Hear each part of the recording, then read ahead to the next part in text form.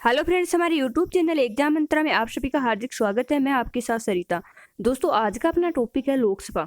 और लोकसभा से संबंधित जो मुख्य बिंदु हैं, जिन बिंदु से बार बार एग्जाम्स में क्वेश्चन रिपीट होते हैं, तो उन मुख्य बिंदुओं के ऊपर अपन डिस्कस करेंगे, जिन बिंदुओं के ऊपर बार बार क्वेश्चन एग्जाम्स में पूछे जाते हैं। तो दोस्तों, इस वीडियो को शुरू करने से पहले एक बार इस वीडियो को आप ज़्यादा से ज़्यादा शेयर करें, ताकि अपने सभी साथियों को इस वीडियो का फायदा मिल सके। अगर आप एग्जाम मंत्रा यूट्यूब चैनल पर पहली बार विजिट कर रहे हैं, तो इस चैनल को आप सब्सक्राइब जरूर कर लें, ताकि हर वीडियो की नोटिफिकेशन आपको सबसे पहले मिलती रहे। तो चलो दोस्तों, आज की वीडियो को अपन शुरू करते हैं। और आज का अपना टॉपिक है लोकसभा। और लोकसभा से संबंधित अपन डिस्कस करेंगे मुख्य बिंदु पर। और इन बिंदु पर डिस्कस करने के बाद अपन इन बिंदु पर जो इंपॉर्टेंट क्वेश्चन बनते हैं, उन क्वेश्चन को सोल्व करेंगे। लोकसभा में किन बिंदु से कहाँ से कैसे क्वेश्चन पूछे जाते हैं, तो उन क्वेश्चनों को अपन सोल्व करेंगे। तो इससे पहले अपन मुख्य बिंदु पर डिस्कस कर लेते हैं। तो दोस्तों, लोकसभा का जो गठन हुआ था वो 2 अप्रैल 1952 को किया गया। तो प्रथम लोकसभा का गठन कब किया गया? 2 अप्रैल 1952। 2 अप्रैल 1952 को प्रथम लोकसभा का गठन किया गया। इसका जो विघटन हुआ था वो 4 अप्रैल 1957 को हुआ था। कब हुआ था? 4 अप्रैल 1957 को। फिर है कि लोकसभा के गठन से संबंधित कुछ अनुच्छेद हैं। तो लोकसभा से संबंधित जो मुख्य अनुच्छेद हैं, उनमें अनुच्छेद 81 और अनुच्छेद 331। इन अनुच्छेदों के अंदर लोकसभा के गठन से संबंधित संविधान के जो ये 2 अनुच्छेद हैं, इनमें संविधान के गठन से संबंधित लोकसभा के गठन से संबंधित प्रावधान है। एक अनुच्छेद 81 और एक अनुच्छेद 331 में लोकसभा के गठन से संबंधित प्रावधान है। एक है अनुच्छेद 93। अनुच्छेद 93 के तहत ये प्रावधान है कि लोकसभा स्वयं ही अपने सदस्यों में से एक अध्यक्ष और एक उपाध्यक्ष का निर्वाचन करती है।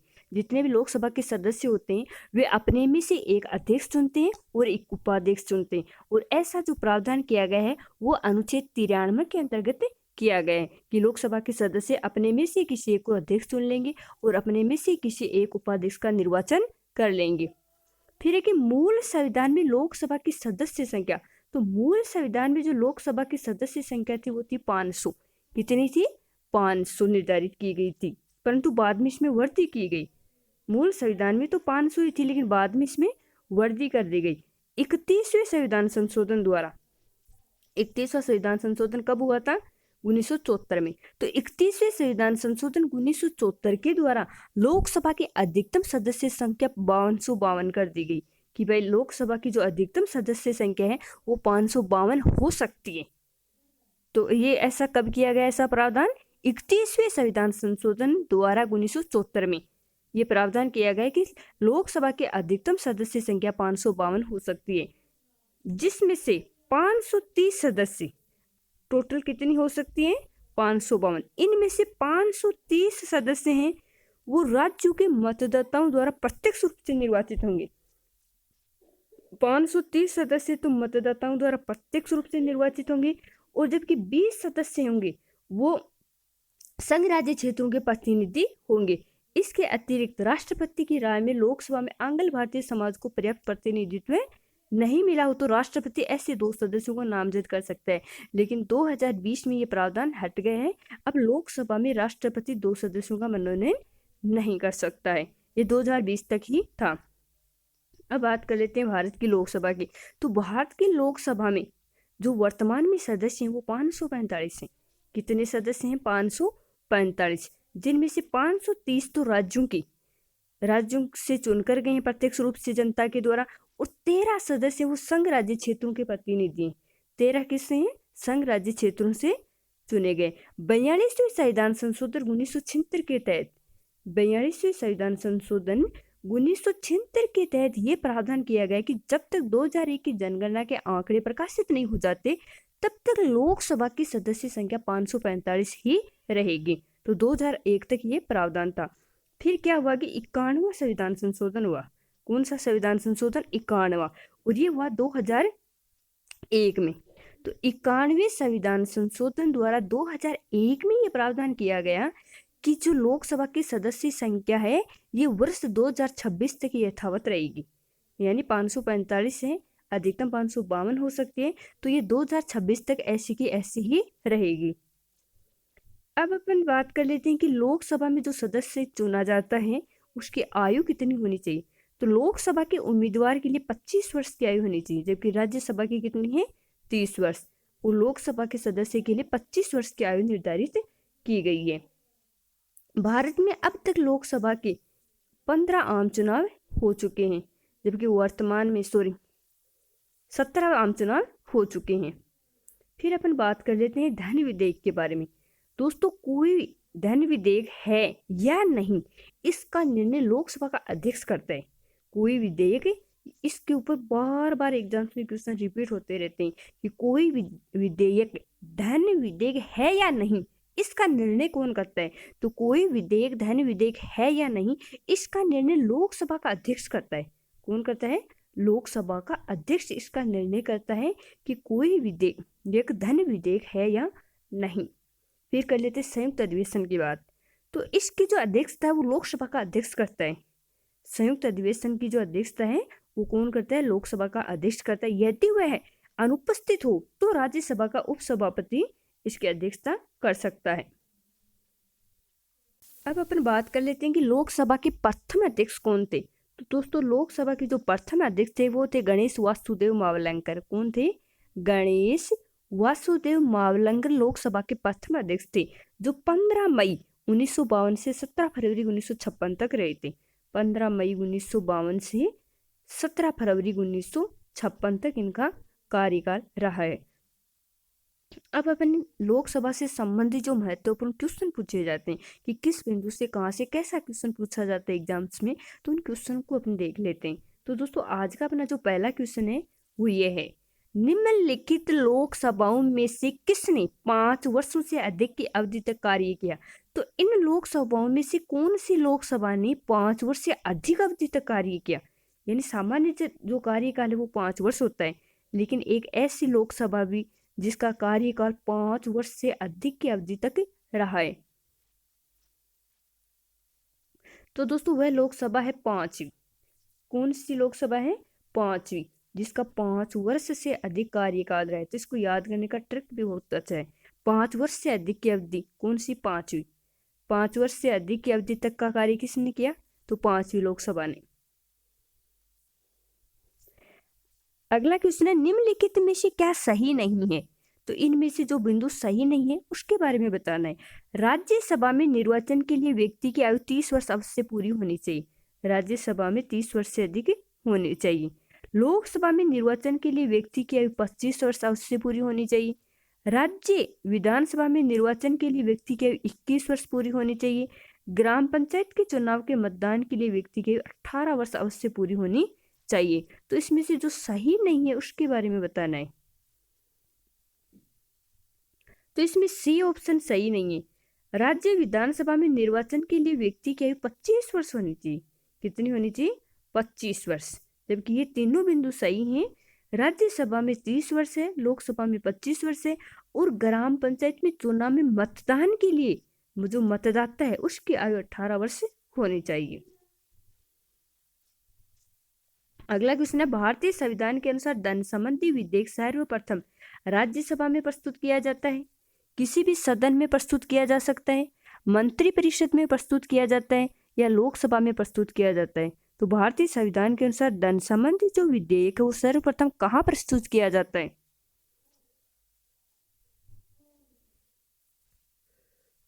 तो इसमें डी ऑप्शन सही होगा। भारतीय संविधान में जो धन संबंधी विधेयक वो लोकसभा में प्रस्तुत किया जाता है। राज्यसभा में कभी भी धन विधेयक प्रस्तुत नहीं किया जा सकता, ये लोकसभा में प्रस्तुत किया जाता है। और कोई विधेयक धन विधेयक है या नहीं इसका निर्णय भी लोकसभा का अध्यक्ष ही लेता है। अगला क्वेश्चन है, एक दल लोकसभा में विपक्षी दल होने का दावा करता है, इसके पास न्यूनतम कितने सांसद लोकसभा में होने चाहिए। एक दल है जो लोकसभा में विपक्ष में बैठता है, यानी विपक्षी दल है, तो उसके पास न्यूनतम कितने सांसद होने चाहिए लोकसभा में, जिसके बल पर वह लोकसभा में विपक्ष में बैठ सकता है। तो विपक्ष दल के पास कितने सांसद होने चाहिए लोकसभा में? तो इसमें ए ऑप्शन सही होगा। अगर 55 सदस्य हैं विपक्ष दल के पास तो वह लोकसभा में विपक्ष का दावा कर सकता है। अगला क्वेश्चन है, निम्नलिखित में से कौन सा एक लोकसभा का सर्वाधिक बड़ा क्षेत्रफल के अनुसार निर्वाचन क्षेत्र है? तो इनमें से क्षेत्रफल के आधार पर सबसे बड़ा निर्वाचन क्षेत्र कौन सा है? कांगड़ा, लद्दाख, कच्छ या भीलवाड़ा? तो इसमें बी ऑप्शन सही होगा। क्षेत्रफल के आधार पर सर्वाधिक बड़ा निर्वाचन क्षेत्र है लद्दाख। लोकसभा का चुनाव लड़ने के लिए इच्छुक व्यक्ति की न्यूनतम आयु होनी चाहिए। तो लोकसभा में चुनाव लड़ने के लिए व्यक्ति की आयु कितनी होनी चाहिए? तो इसमें बी ऑप्शन सही होगा, लोकसभा में 25 वर्ष। अगला क्वेश्चन है, लोकसभा सदस्य बनने के लिए योग्यता नहीं है। तो लोकसभा सदस्य बनने के लिए योग्यता कौन सी नहीं है? वह भारत का नागरिक हो, उम्र 30 वर्ष से कम न हो, पागल या दिवालिया न हो, सरकारी लाभ के पद पर न हो। तो कौन सी योग्यता नहीं है लोकसभा सदस्य बनने के लिए? तो इसमें बी ऑप्शन होगा, 30 वर्ष से कम उम्र न हो, जबकि उम्र है 25 वर्ष। लोकसभा के सदस्य बनने के लिए 25 वर्ष की उम्र निर्धारित की गई है। अगला क्वेश्चन है, लोकसभा में राज्यों को किस आधार पर सीटों आवंटित होती हैं? तो लोकसभा में राज्यों को किस आधार पर सीटें आवंटित होती हैं? जनसंख्या के आधार पर, क्षेत्रफल के आधार पर, गरीबी के आधार पर या भाषा के आधार पर? लोकसभा में राज्यों को किस आधार पर सीटों का आवंटन किया जाता है? तो इसमें बी ऑप्शन सही होगा, क्षेत्रफल के आधार पर। लोकसभा में जो राज्यों को सीटें आवंटित की जाती हैं वो क्षेत्रफल के आधार पर, जनसंख्या के आधार पर की जाती हैं। तो इसमें ए ऑप्शन सही होगा, जनसंख्या के आधार पर सीटों का आवंटन किया जाता है। अगला क्वेश्चन है, वर्तमान लोकसभा में प्रत्येक राज्य के लिए स्थानों का आवंटन आधारित है 1951 की जनगणना पर, 1961 की जनगणना पर, 1971 की जनगणना पर, 1991 की जनगणना पर? तो वर्तमान में लोकसभा में प्रत्येक राज्य के लिए स्थानों का आवंटन किस पर आधारित है? तो इसमें सी ऑप्शन सही होगा, 1971 की जनगणना पर आधारित है। अगला क्वेश्चन है, लोकसभा में राज्यवार सीटों का आवंटन 1971 की जनगणना पर आधारित है। यह निर्धारण किस वर्ष तक यथावत रहेगा? 2031 ईस्वी तक, 2026 ईस्वी में, 2021 ईस्वी में या 2023 ईस्वी में? तो लोकसभा में राज्यवार सीटों का आवंटन 1971 की जनगणना पर आधारित है। यह निर्धारण किस वर्ष तक यथावत रहेगा? तो ये 2026 तक यथावत रहेगा।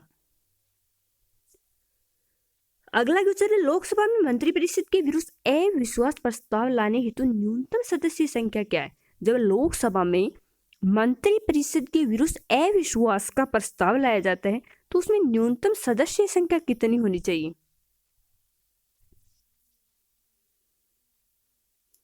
तो इसमें डी ऑप्शन सही होगा, लोकसभा में मंत्रिपरिषद के विरुद्ध अविश्वास का प्रस्ताव लाने हेतु न्यूनतम 50 सदस्य होने चाहिए। अगला क्वेश्चन है, भारत में स्वतंत्रता के बाद प्रथम आम चुनाव कब संपन्न कराए गए? 1947 में, 1948 में, 1952 में, 1956 में?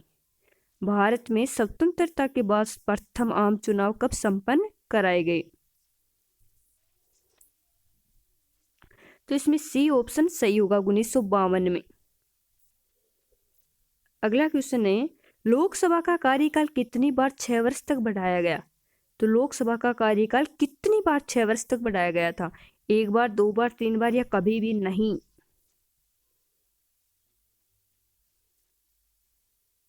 तो इसमें ए ऑप्शन सही होगा, लोकसभा का कार्यकाल 1 बार बढ़ाया गया था 5वीं लोकसभा में।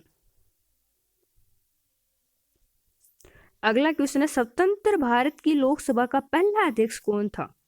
तो स्वतंत्र भारत की लोकसभा का पहला अध्यक्ष कौन था? हुकुम सिंह, बलीराम भगत, रवि राय, जीवी मावलंकर? तो इसमें डी ऑप्शन सही होगा, जीवी मावलंकर स्वतंत्र भारत की लोकसभा का पहला अध्यक्ष था। अगला क्वेश्चन है, निम्नलिखित में से लोकसभा की प्रथम महिला अध्यक्ष कौन है? मीरा कुमार, सोनिया गांधी, सुषमा स्वराज, सुमित्रा महाजन? लोकसभा की प्रथम महिला अध्यक्ष कौन है? तो इसमें ए ऑप्शन सही होगा, मीरा कुमार। लोकसभा की जो प्रथम महिला अध्यक्ष है वो मीरा कुमार है। अगला क्वेश्चन है, लोकसभा के कम से कम कितने सत्र बुलाए जाते हैं? वर्ष में 1 बार, वर्ष में 2 बार, वर्ष में 3 बार, वर्ष में 4 बार। लोकसभा के कम से कम कितने सत्र बुलाए जाते हैं? तो इसमें बी ऑप्शन सही होगा, वर्ष में 2 बार। कितने सत्र बुलाए जाते हैं? वर्ष में 2 बार। अगला क्वेश्चन है, कौन सा राज्य सबसे अधिक प्रतिनिधि लोकसभा में भेजता है? तो इन राज्यों में से कौन सा राज्य लोकसभा में सबसे अधिक प्रतिनिधि भेजता है? बिहार, एमपी, पश्चिम बंगाल, उत्तर प्रदेश।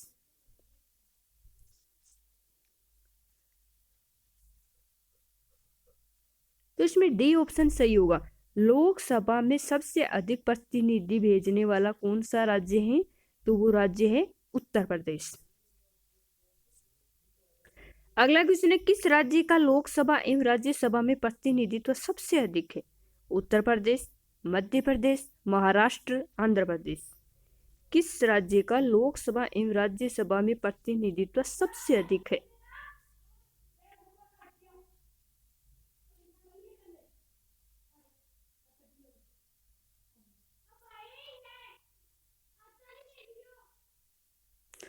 तो इसमें ए ऑप्शन सही होगा, उत्तर प्रदेश।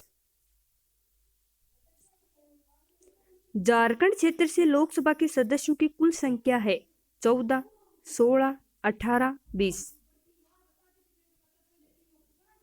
झारखंड क्षेत्र से लोकसभा के सदस्यों की कुल संख्या है, तो इसमें ए ऑप्शन सही होगा, झारखंड में लोकसभा के सदस्यों की संख्या है वो 14 है। अगला क्वेश्चन है, बिहार में लोकसभा की सीटों की कुल संख्या कितनी है?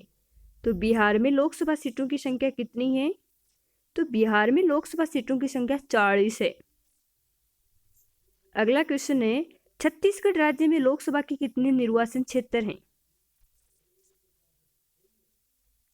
छत्तीसगढ़ में लोकसभा के कितने निर्वाचन क्षेत्र हैं? तो छत्तीसगढ़ में है 11। अगला क्वेश्चन है, निम्नलिखित में से कौन सा राज्य लोकसभा में अनुसूचित जनजातियों के सर्वाधिक प्रतिनिधि निर्वाचित करता है? आंध्र प्रदेश, बिहार, मध्य प्रदेश, महाराष्ट्र। कौन सा राज्य लोकसभा में अनुसूचित जनजातियों के सर्वाधिक प्रतिनिधि निर्वाचित करता है? तो सर्वाधिक करता है मध्य प्रदेश। अगला क्वेश्चन है, लोकसभा में किसी विधेयक को धन विधेयक के रूप में प्रमाणित करता है? राष्ट्रपति, मुख्यमंत्री, प्रधानमंत्री एवं अध्यक्ष। तो लोकसभा में किसी विधेयक को धन विधेयक के रूप में प्रमाणित कौन करता है? तो इसमें डी ऑप्शन सही होगा, लोकसभा का अध्यक्ष है वो किसी विधेयक को धन विधेयक के रूप में प्रमाणित करता है। अगला क्वेश्चन है, किसी विशेष दिन लोकसभा में अधिकतम कितने तारांकित प्रश्न पूछे जाते हैं? तो किसी विशेष दिन लोकसभा में कितने तारांकित प्रश्न पूछे जाते हैं? 15, 20, 25, कोई सीमा नहीं। तो किसी विशेष दिन लोकसभा में अधिकतम तो तारांकित प्रश्न पूछे जाते हैं, उनकी संख्या कितनी है? 20 प्रश्न पूछे जा सकते हैं, अधिकतम तारांकित प्रश्न। अगला क्वेश्चन है, वह प्रधानमंत्री कौन है जिन्होंने अपने कार्यकाल के दौरान संसद के अधिवेशन में भाग नहीं लिया? तो कौन सा प्रधानमंत्री है जिसने अपने कार्यकाल के दौरान संसद के अधिवेशन में भाग नहीं लिया? अटल बिहारी वाजपेयी, चंद्रशेखर वीपी सिंह है, चौधरी चरण सिंह है। तो वह प्रधानमंत्री कौन है जिन्होंने अपने कार्यकाल के दौरान संसद के अधिवेशन में भाग नहीं लिया? तो इसमें डी ऑप्शन सही होगा, चौधरी चरण सिंह है जिन्होंने अपने कार्यकाल के दौरान संसद के अधिवेशन में भाग नहीं लिया। अगला क्वेश्चन है, वर्ष 2001 में अंगीकार की गई लोकसभा के सदस्यों के लिए आचरण संहिता का उद्देश्य है। तो लोकसभा में सदस्यों के लिए आचरण संहिता का क्या उद्देश्य है? कार्यवाही रोकने के लिए सदन के वेल में प्रवेश करने पर रोक, सदन में नारे नहीं लगाना, उस समय बातचीत नहीं करना जब अध्यक्ष खड़े हों, अनुपस्थिति को बढ़ावा नहीं देना। तो 2001 में अंगीकार की गई लोकसभा के सदस्यों के लिए क्या आचरण संहिता का उद्देश्य है? तो आचरण संहिता का उद्देश्य है कार्यवाही रोकने के लिए सदन के वेल में प्रवेश करने पर रोक। अगला क्वेश्चन है, भारत के संविधान के अनुच्छेद 75(3) के अनुसार मंत्रिपरिषद निम्नलिखित में से किसके प्रति सामूहिक रूप से जिम्मेदार होती है? तो मंत्रिपरिषद सामूहिक रूप से किसके प्रति जिम्मेदार होती है? राष्ट्रपति, संसद, लोकसभा, राज्यसभा। तो इसमें सी ऑप्शन सही होगा। भारत के संविधान के अनुच्छेद 75(3) के अनुसार मंत्रिपरिषद सामूहिक रूप से लोकसभा के प्रति उत्तरदायी होती है। अगला क्वेश्चन है, लोकसभा के अध्यक्ष को सामान्य परिस्थितियों में मत देने का अधिकार नहीं है, केवल टाई पड़ने पर मत देने का अधिकार है, सदन के अन्य सदस्यों की बातें मत देने का अधिकार है, सदन के सत्र में केवल एक बार मत देने का अधिकार है। तो लोकसभा के अध्यक्ष को कौन सा अधिकार प्राप्त है? तो इसमें बी ऑप्शन सही होगा। लोकसभा के अध्यक्ष को केवल टाई पड़ने पर मत देने का अधिकार है।